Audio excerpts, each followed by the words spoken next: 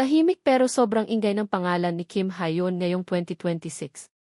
Matapos niyang dominahin ang romantic drama world dahil sa The Lovely Runner, marami ang nagtaka kung ano na ang susunod niyang gagawin. At dito nga nagsimula ang malaking pagbabago sa karir niya.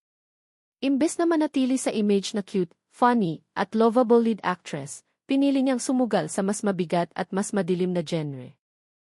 Ang pinaka-pinag-usapang bagong project niya ngayon ay ang horror film na Salmokchi, Whispering Water. Ito ang kauna-unahan niyang full horror lead role sa big screen matapos ang ilang taon. At base sa mga unang reactions ng Korean viewers, maraming nagsasabi na ito raw ang pinakaibang version ni Kim Hae-yeon na nakita nila. Hindi na siya iyong energetic at chaotic na karakter na madalas nating nakikita sa mga rom-com dito. Mas tahimik siya, mas seryoso, at halos puro takot at tensyon ang dala ng bawat eksena niya.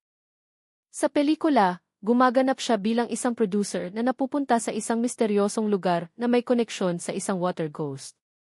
Habang lumalalim ang investigation niya, mas lalo ring nagiging delikado ang sitwasyon. Ang interesting dito, hindi raw puro jump scare ang movie. Mas nakafocus ito sa psychological horror at unsettling atmosphere. Kaya maraming Korean movie fans ang nagsasabing malaking risk ito para kay Kim Hae-yeon, pero mukhang worth it naman dahil unti-unti na siyang tinatawag ng media bilang bagong horror queen. At isa sa mga napansin ng viewers ay kung gaano kalaki ang improvement niya bilang actress. Marami ang nagsasabing dati palang magaling na siya umarte, pero ngayon daw mas ramdam na mas mature na siya pagdating sa emosyon at screen presence. Kahit simpleng tingin lang o tahimik na eksena, kayang magdala ng tension.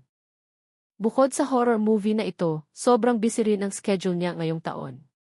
Kakatapos lang din ng fantasy romance drama niyang No Tale to Tell, kung saan gumaganap siya bilang isang gumiho o nine-tailed fox na biglang naging tao matapos ang isang aksidente. Kahit fantasy rom-com ang genre nito, marami pa ring viewers ang natuwa dahil iba na rin ang aura niya rito kumpara sa dati niyang mga projects. Mas confident, mas controlled, at mas cinematic na raw ang acting niya ngayon. Mapapansin talaga na unti-unti nang nag-shift ang career direction ni Kim Hae-yeon. Hindi na lang siya basta cute lead actress. Mas gusto na niyang subukan iba't ibang genre. At ayon sa latest report sa Korea, may mga upcoming projects pa siyang crime film at action comedy movie na kasalukuyang pinaplano. Ibig sabihin, tuloy-tuloy talaga ang expansion ng career niya ngayong 2026. Isa rin sa dahilan kung bakit maraming tao ang interesado sa kanya ngayon ay dahil sa pagiging relatable niya off-cam. Kahit sumisikat lalo internationally, nananatili pa rin daw siyang low-key at humble sa set. Sa mga behind-the-scenes clips at interviews, madalas siyang tawanan ng co-stars niya dahil sobrang energetic at kulit daw niya sa personal. Kaya para sa fans, nakakatuwang makita na kabaligtaran halos ng dark at intense characters niya ang tunay niyang personality. Ngayon, marami ng Korean entertainment analysts ang nagsasabing isa si Kim Hae-yeon sa pinaka-importanting actresses ng bagong generation ng E-drama at Korean film industry. Hindi lang dahil sikat siya, kundi dahil kaya niyang mag-adjust sa kahit anong genre. Rom-com, fantasy, thriller, at ngayon horror, parang kaya niyang dalhin lahat. At habang patuloy na lumalawak ang international audience ng Korean entertainment, mas lalo ring lumalaki ang pangalan niya sa global viewers. Sa totoo lang, malaking factor talaga ang The Lovely Runner sa pag-angat niya worldwide, pero ngayong 2026, mukhang gusto niyang patunayan na hindi lang siya pang romance drama.